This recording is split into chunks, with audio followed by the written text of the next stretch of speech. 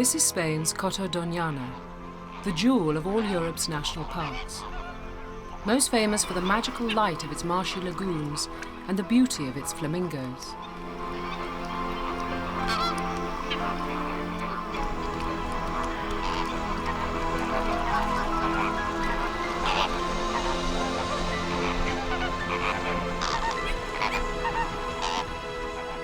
The land that they fly over varies greatly. From the cork oak woodlands of the north to the pine forests in the south, a vast dune barrier protects the marshes from the Atlantic. The Coto is a delicately balanced oasis on the fringes of fast-developing Spain. It gives a unique and vital refuge to her rarest animals.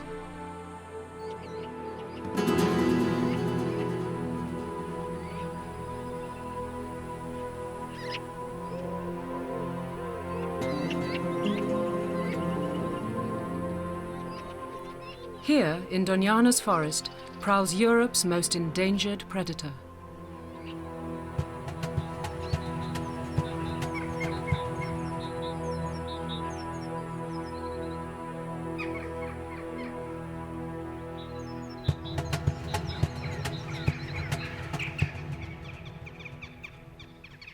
Having a family tree that boasts the most cunning, dangerous, and handsome mammals on this planet may not be enough to save this animal from disappearing forever.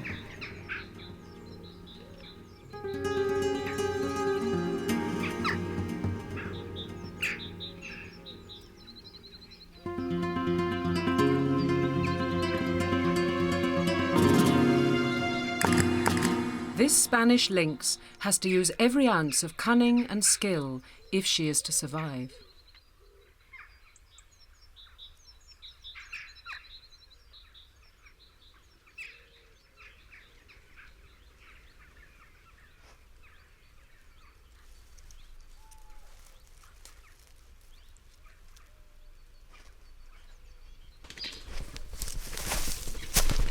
The partridge was too quick for her.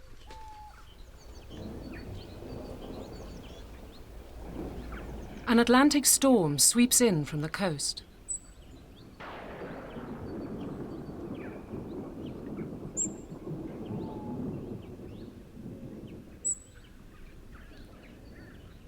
Exceptionally heavy rains have lashed the Coto all winter, inundating areas that have been dry for 50 years. The floods drowned or displaced whole populations of rabbits and deer, making life difficult for predators like this lynx. To survive, she must switch from her normal rabbit prey to geese and partridge.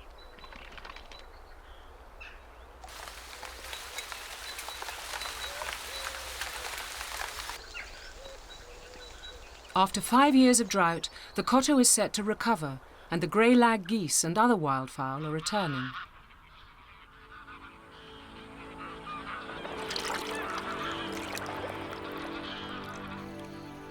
In lulls between the rain, the beauty of Doñana's misty mornings also returns.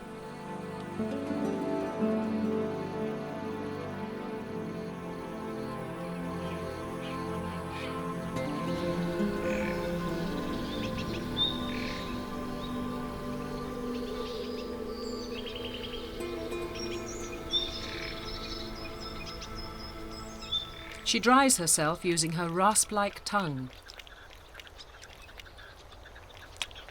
Like most cats, she doesn't like to get wet.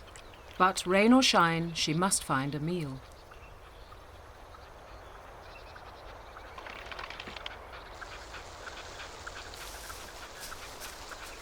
She reaches up to hone her claws on a favourite marking tree.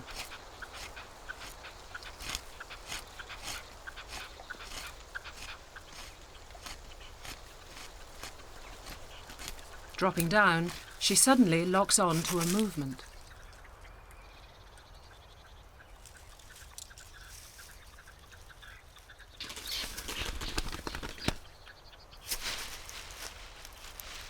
Her spectacular leap has paid off.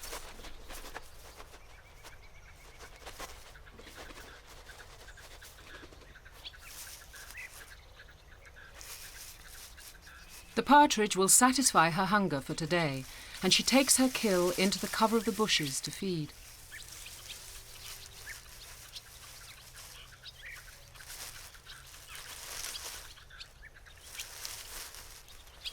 Plucking the bird is not an exact science, but effective enough.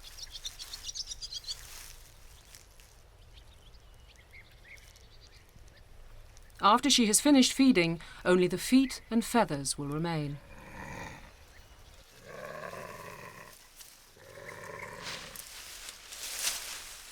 A young lynx is struggling to free itself, but these are the rubber jaws of a biologist's trap.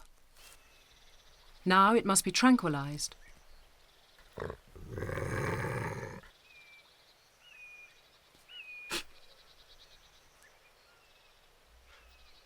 His services are needed to provide essential information required in the battle to save his species from extinction. His vital statistics are recorded. Just over a year old, he weighs about 6 kilos. From now on, he will wear a small radio collar to track his movements and help Dr. Paco Palomares answer questions about the basic needs of a lynx. He is armed with formidable equipment to dispatch his prey.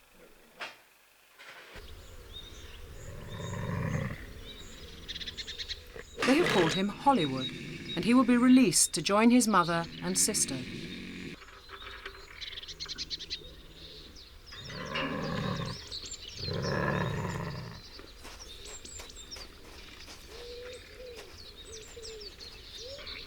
During the next 2 years, Eloy, Paco and his team will be able to plot his long and dangerous exploits in search of his own territory.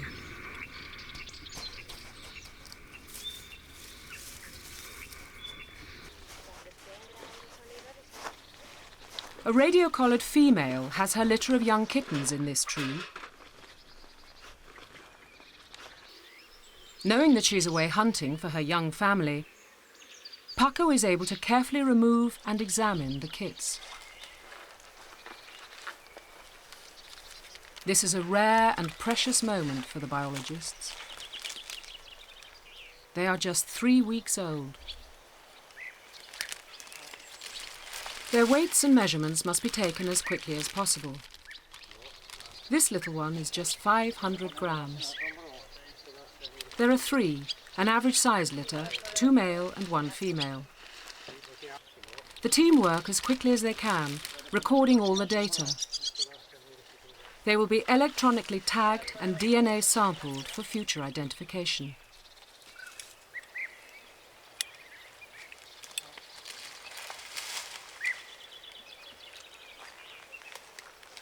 From the left, their names are Pepe, Rafa and Roja.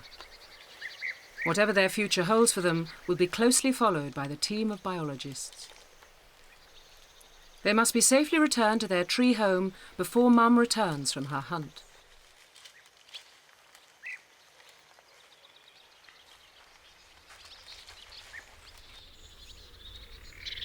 The idyllic spring weather and luxuriant growth allows the rabbit population to recover.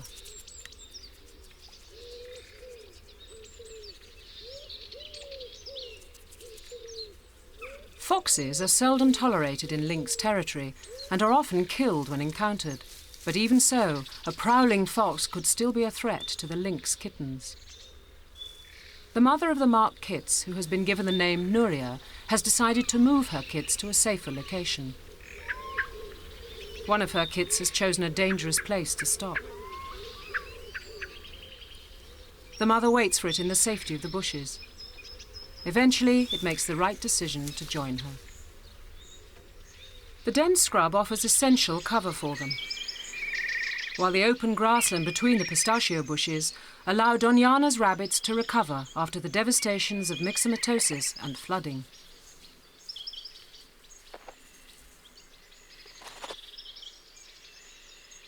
The spring sunshine seems to stimulate this pair, although rabbits need little encouragement.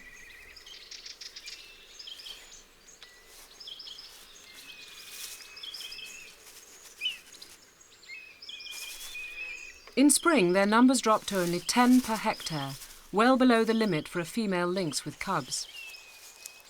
Often thought of as dusk till dawn animals, lynx also hunt during the day. Nuria synchronises her activity with the rabbits to maximise her chances. A victim is finally selected, and the pounce is swift and efficient. She needs 2 or 3 rabbits a day for herself and the kits. The rabbit dangling from her jaws is no problem for her strong neck muscles. She may have to carry it for several kilometres back to her young. As the heat seeps from Doñana's setting sun, Nuria returns unseen to the cork oak where she has left the sleeping trio. From their vantage point, the kits watch their mother's arrival with eager anticipation. Soon, Rafa decides it's time to clamber down. He clings to the soft cork with his needle-sharp claws and all the determination required to prevent what could be a 3-metre fall.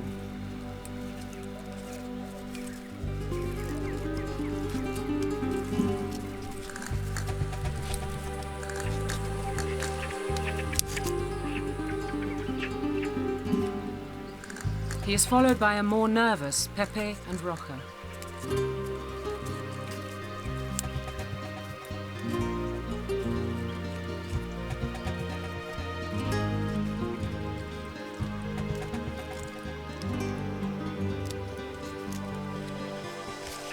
Their meal finished, the mother leads her cubs out to scamper about in the cool evening breeze.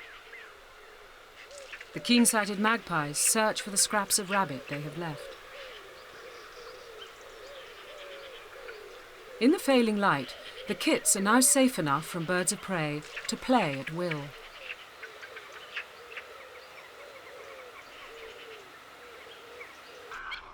In the morning, the kits sleep safely as a Spanish Imperial eagle soars on the warming air currents.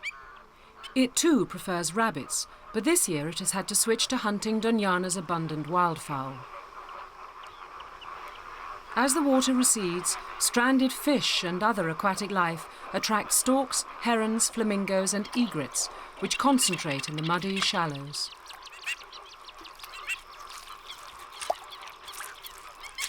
But it's duck or coot that are most likely to fall prey to the eagle's talons. Lush grass attracts red deer stags to graze, and a striped-necked terrapin seems to intrigue these white egrets.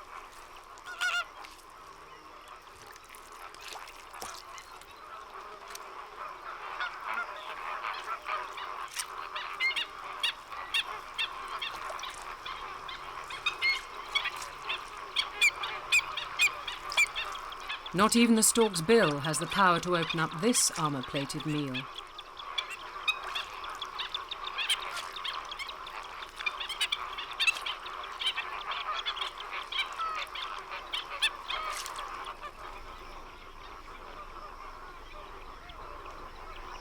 The eagle, hunting high overhead, makes the storks jittery.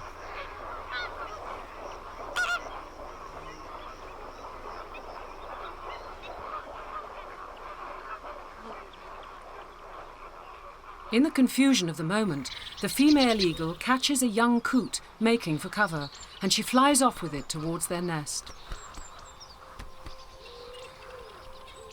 Numbering just 100 pairs, the Spanish Imperial eagle is one of the rarest as well as the most beautiful eagles in the world.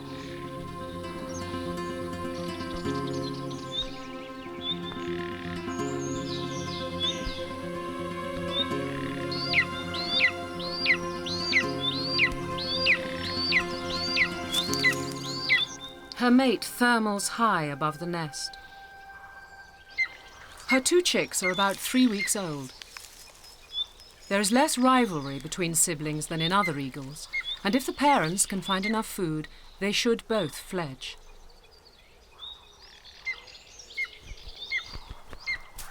The male is usually the one to bring in the prey, so she lunges at his feet in a typical eagle food pass.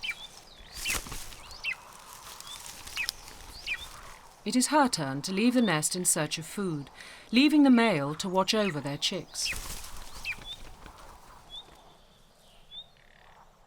The immense sweep of the Coto is mapped out below, and on the park's southern shore, the annual pilgrimage to the Virgin of El Rocío has begun. San Lucas pilgrims are crossing the Guadalquivir River. Specially trained oxen strain to drag their 2-ton sacred loads through the sand. For a whole week, tens of thousands of pilgrims in festive mood pass through the heart of the park where the eagles and lynxes are breeding.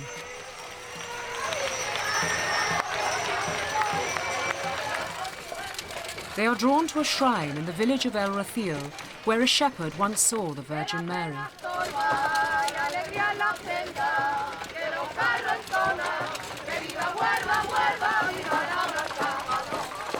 It is a magnificent pageant, deeply enshrined in the Andalusian culture. But the people's right to cross the park has to be carefully controlled to minimize the impact on the wildlife.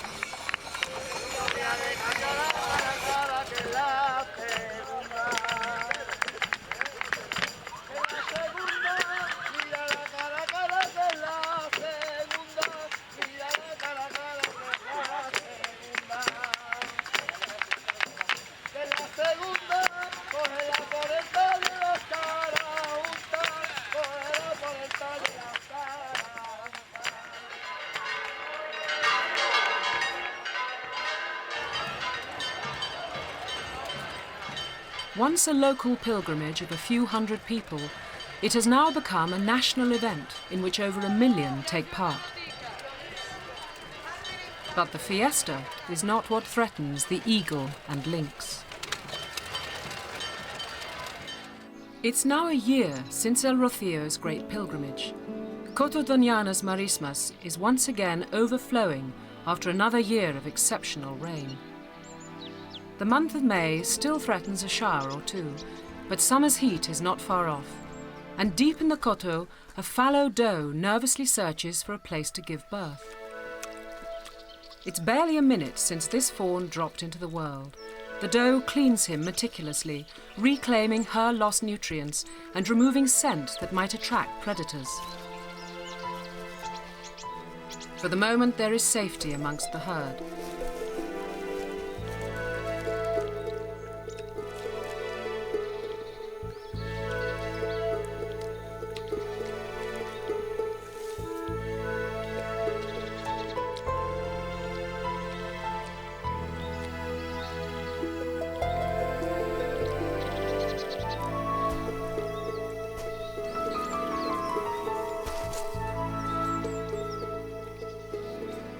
When he is dry, she will lead him into cover where he will remain hidden from prying eyes. For a fully grown male lynx, even adult deer present little problem.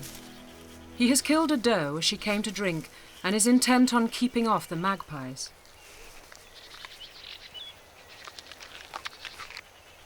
For his size, he displays an impressive strength.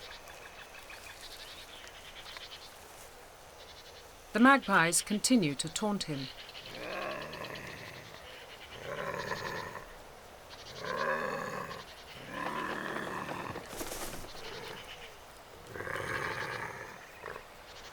He guards his prize from the irritating birds. The green woodpecker, though, is only interested in ants. There is nothing else to do but sit it out in the hot sun. 14 months have passed since marking Nuria's 3 kits. Her daughter Rocha has remained with her mother, whilst her brothers have become independent. It has been another very bad year for rabbits, and her mother is not pregnant. They are still hunting well after sunup, and any meal, fur or feather, would be equally welcome. A nightjar flattens onto her nest.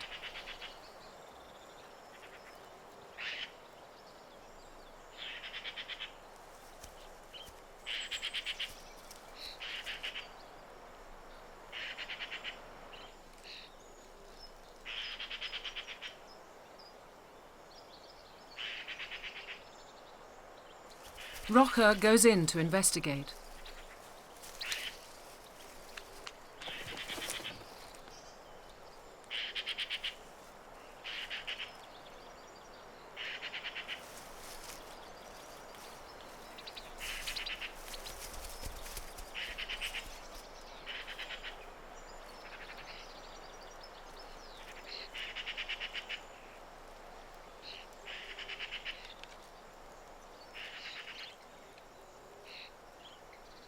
She can't find the newly hatched chicks, and her attention gets drawn back onto the real thing.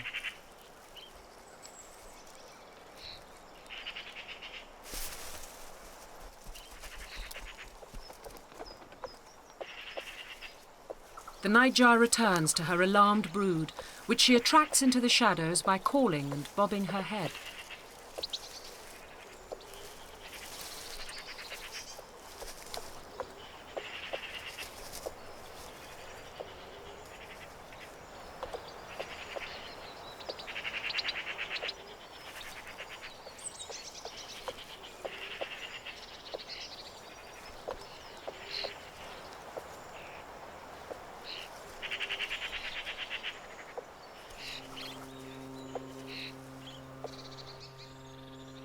To the east, the Coto is bounded by the Rio Guadalquivir that formed the delta and its marshes.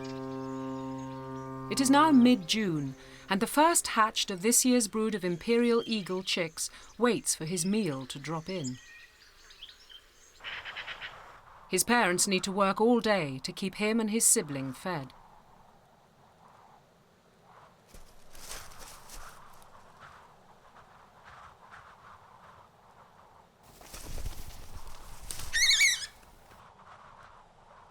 It is the male eagle that's made the kill. This one has replaced last year's male, who was found shot on the other side of the river.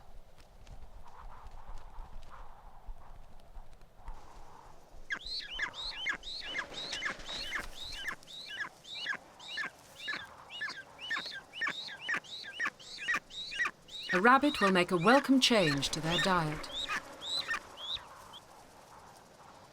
They see the female approaching.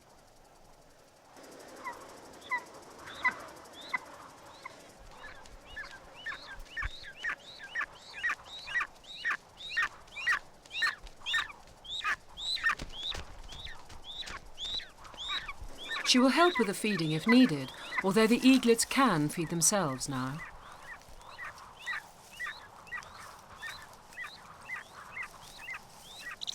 The pair have had a successful year, although the Doñana population of 15 pairs has been gradually declining. This year, only 6 clutches were laid, with only 5 eaglets fledged.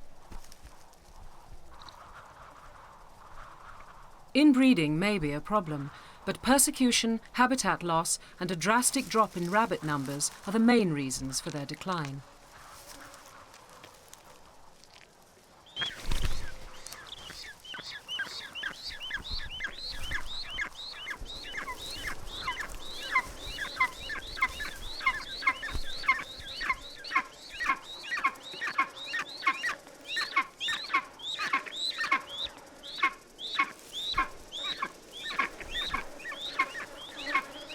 In a month or two, the eaglets will be independent. Feeding mainly on carrion, they will gradually move further from Doñana, leaving their parents, and flying as far away as North Africa and back.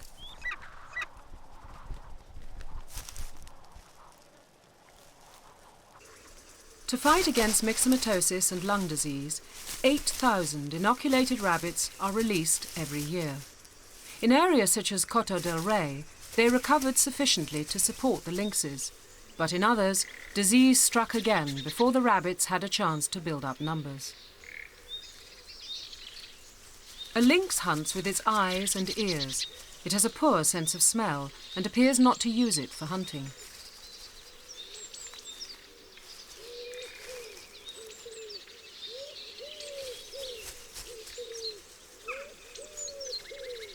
During their territorial patrols, known warrens are investigated. Often it will be a rustle that alerts the predator.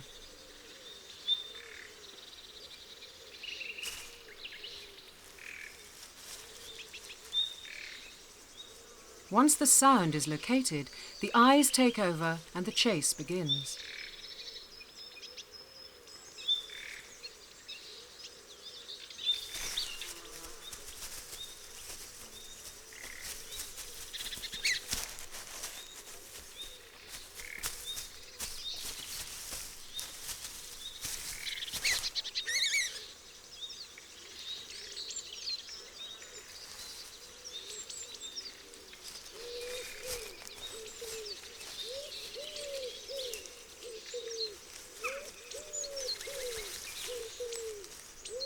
The whole rabbit will be consumed, leaving only the skin and tail.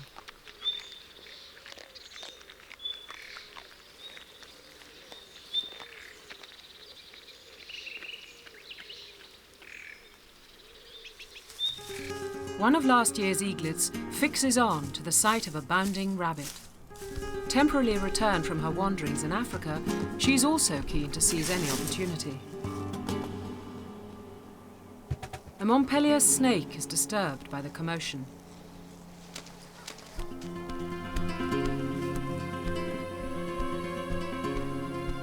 Until the breeding season begins again, the adult eagles won't chase this youngster away. As the marshes begin to dry out in late June, it is time for the annual roundup of the mares and foals. It is an event of great cultural as well as practical significance, culminating in a big fiesta.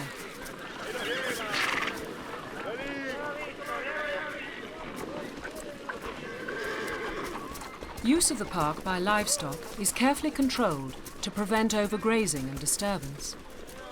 The issue is a sensitive one, since local feelings play an important part in the effectiveness of conservation in and out of the park.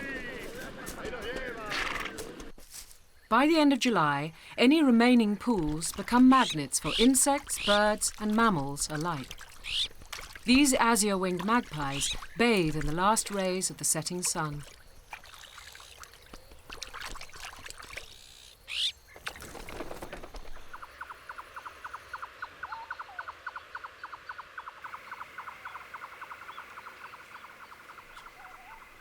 After sundown, badgers emerge from their set. In Doñana, their behaviour varies considerably from their British cousins. They do not make principal sets, and they have to travel far greater distances each night to forage for beetles and fruit and young rabbits instead of earthworms. Poaching with dogs, disgracefully, is the main cause of their decline in the park. The poachers have exterminated all the animals from one group.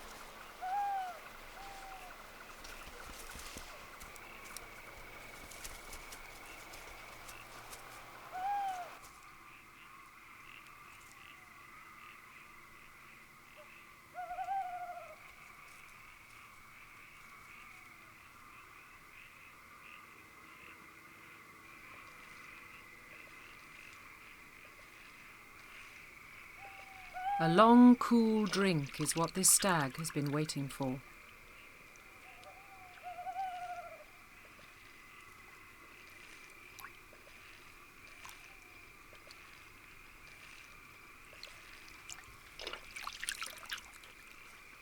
Deer and wild boar are the main quarry of the poachers, but inevitably young lynx are also at risk.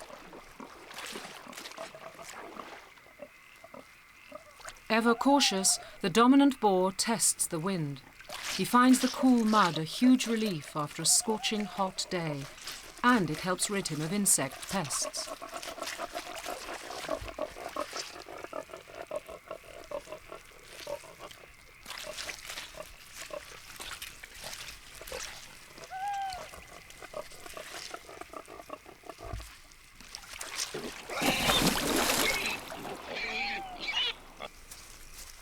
But when the male lynx Barrow arrives, the pigs decide it is time to scoot.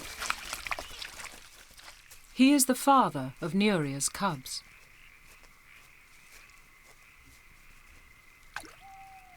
A drink is on everybody's mind.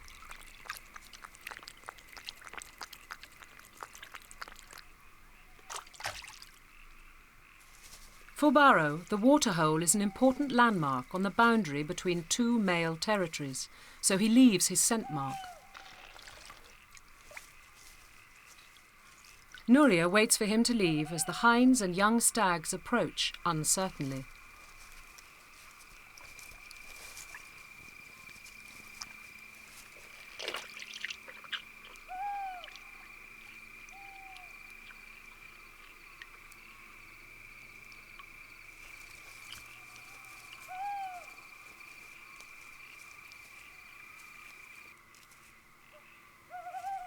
It's her presence that is making them nervous. She is also very alert with the male nearby.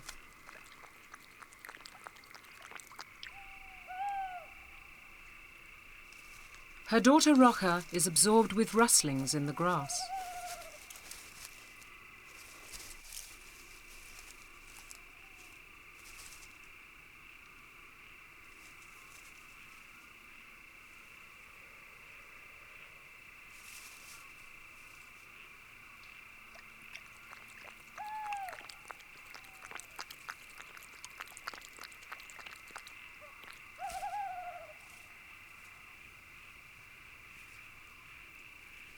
A dormouse has become Rocha's unfortunate quarry.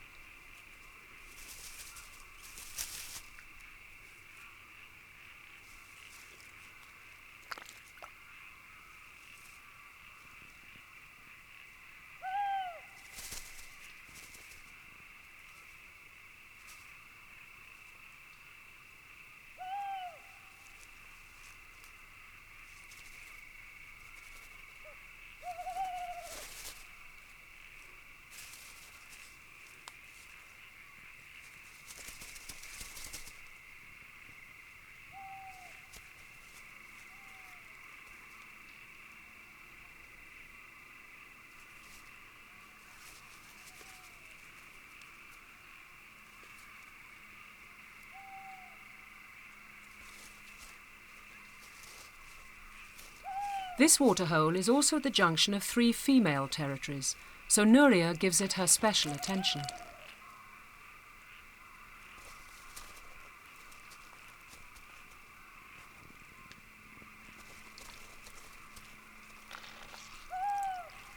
Nuria's kits are on the verge of independence.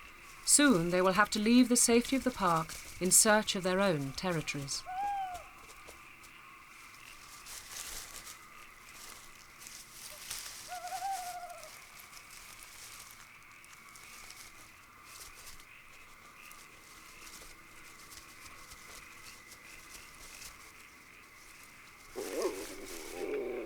Hunting finished for tonight, the badgers groom and then squabble amicably before bedding down for the day.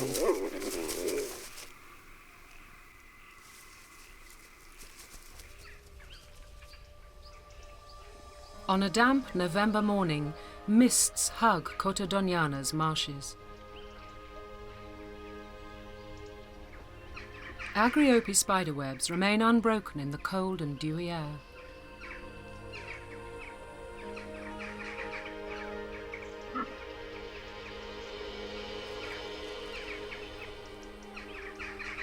Now independent, one of Nuria's 18-month-old sons, Pepe, is out hunting.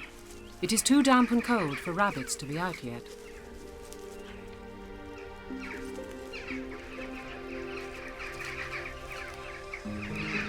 An immature Imperial eagle is being mobbed by jackdaws. His quest for a home has already taken him to North Africa. He will remain in the area only briefly, before flying north to Extremadura. Pepe pounces on a mouse. As the eagle tries to shake off his pursuers, Pepe continues to play with his mouse, as a kitten would with a ball of wool.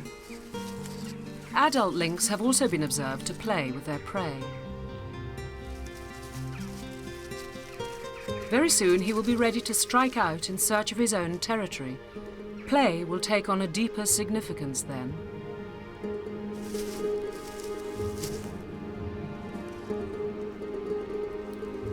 But all will depend on his ability to find enough rabbits. It's the time of the fallow deer rut, and the bucks follow their does closely. The 18-month-old Rocha and her mother Nuria are still hunting together. Nuria will soon be in season, but despite this they seem the best of friends. Rocha's brothers, Pepe and Rafa, are now living independently, often leaving their mother's territory to hunt. A hind barks a warning and then moves closer to investigate.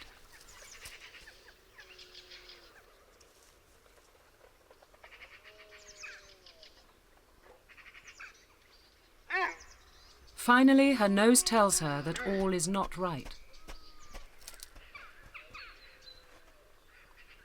A few days later, Pepe is seen. He has been wandering further and further away from his home area in search of rabbits. But it seems that all is not going well for him. He is thin and hungry.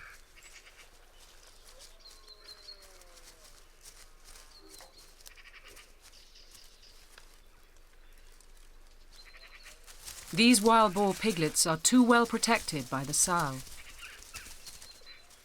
What he desperately needs to find is a rabbit, but here in the south of the park they have been hit by myxomatosis.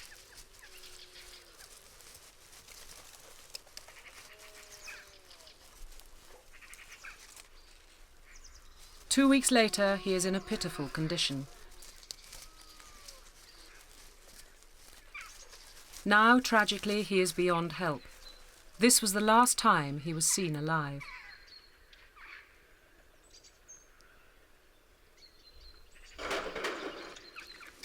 His brother Rafa has been caught and collared. From the radio signal he emits, a complete history of his movements can be plotted. Within the last 10 years, many thousands of hectares of forest have been consumed and covered in plastic to satisfy the European demand for early strawberries.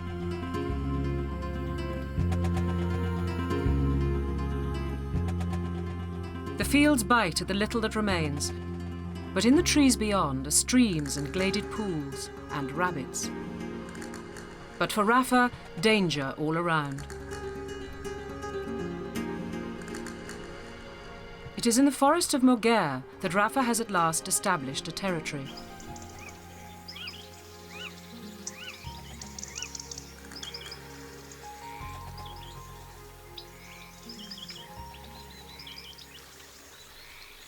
Here, in the secluded fragments of forest that remain, he can live and search for a mate, following the secret tracks that link his hunting grounds and avoiding man.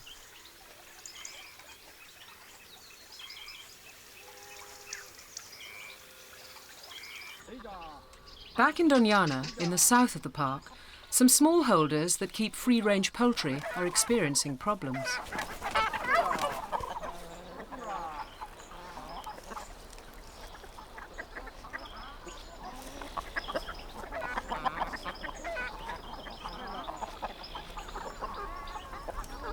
For an old and hungry lynx, temptation is sometimes too great.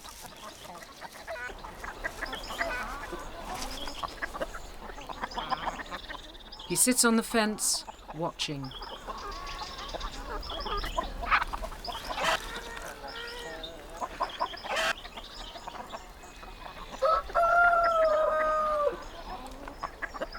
And when all seems quiet, he strikes.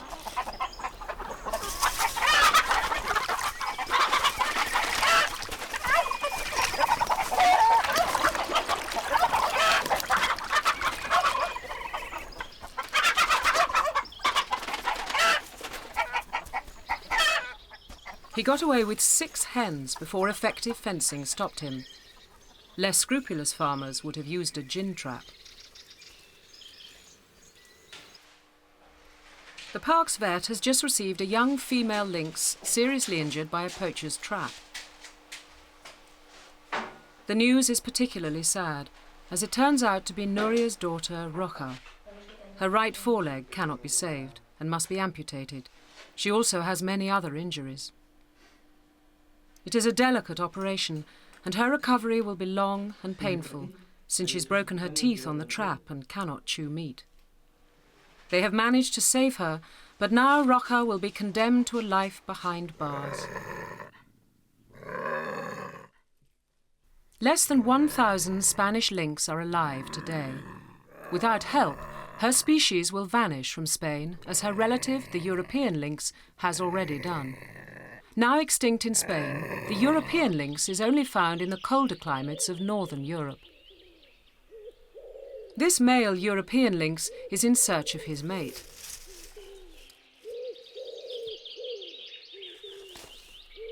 She descends to join him. She is in season and is intent on arousing his response. At 20 kilos, they are almost twice the weight and size of their Iberian relatives, which makes them more suited to the cold. Their longer limbs are better for pulling down larger prey and for moving in snow and mountainous terrain.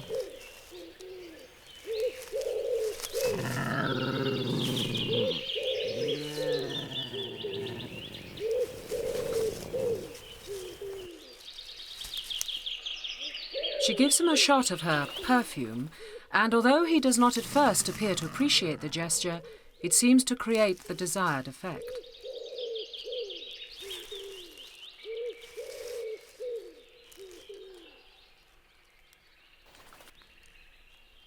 Their habit of preying on larger animals, such as sheep and goats, probably encouraged persecution by man and hastened their disappearance from Spain.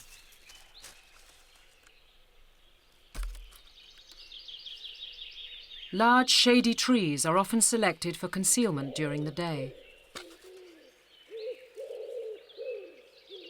Lynxes are part of the pantherine family, which includes lions, leopards and tigers. As with their much bigger relatives, sleep takes up a large proportion of the day.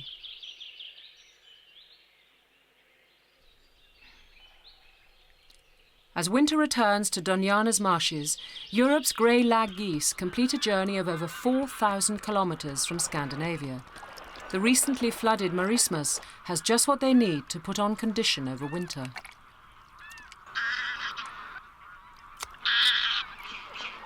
There is much squabbling over prime spots as rival family groups square up to one another.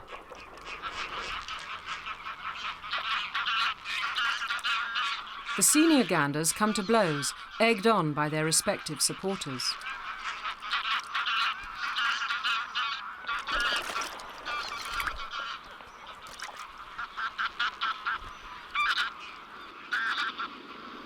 By mid-January, the geese reach a peak concentration of over 10,000 before their return journey to the breeding grounds and the home of the European lynx.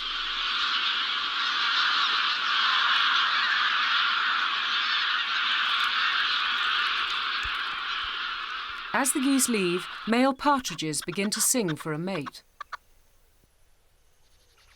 But this one's task is to decoy in rival birds.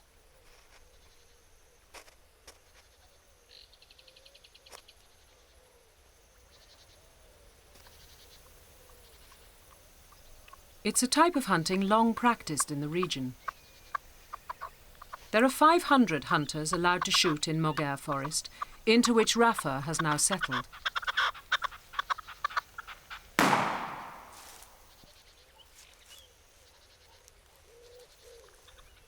On occasion, lynxes have accidentally been lured into the decoy and then shot by an unscrupulous hunter to protect his prize bird.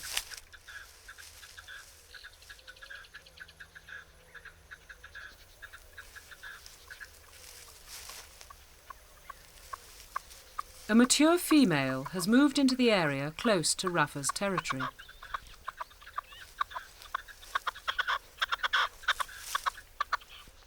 It's a wild partridge she has heard.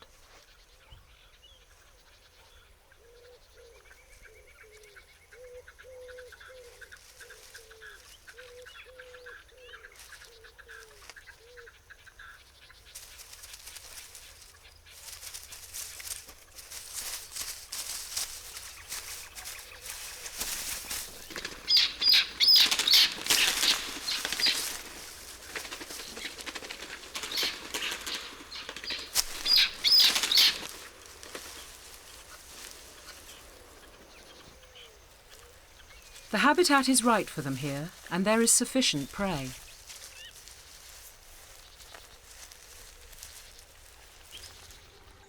Rafa has caught sight of her, but is too nervous to approach until she has finished feeding.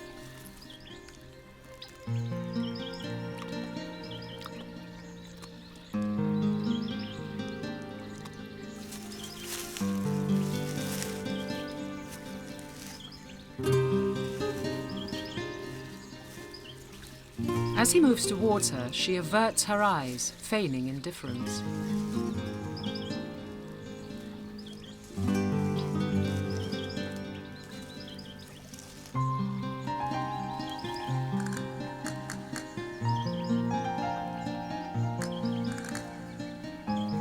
His curiosity now raised, He comes still closer, while she plays hard to get.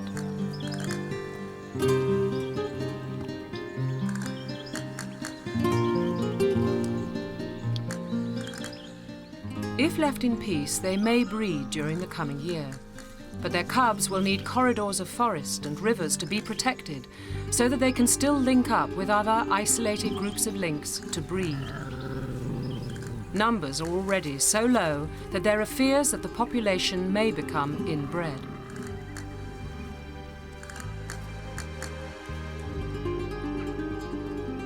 They have shown the capacity to live close to humans where there is prey and sufficient cover. But what is needed is far more tolerance and understanding from man if this greatest national symbol of the Spanish people is not to become just another legend.